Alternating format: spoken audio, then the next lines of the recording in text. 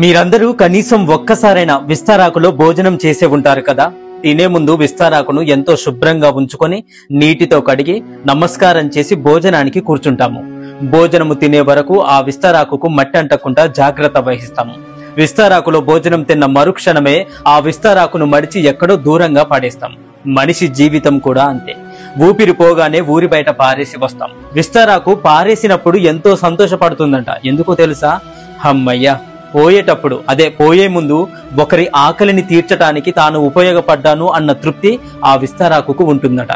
మనం తిని పడేసే విస్తారాకు కూడా మనకు ఇక్కడ ఎంతో జ్ఞానాన్ని పంచుతుందని అర్థం చేసుకోవాలి.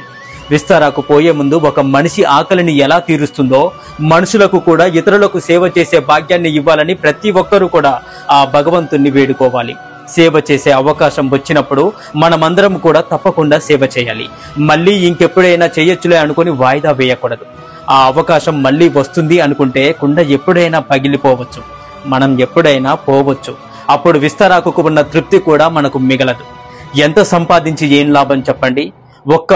కనీసం ఒక్క పైసా అయినా మనతో తీసుకొని పోగలమా?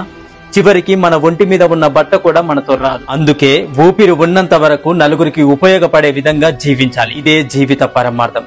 హరే కృష్ణ.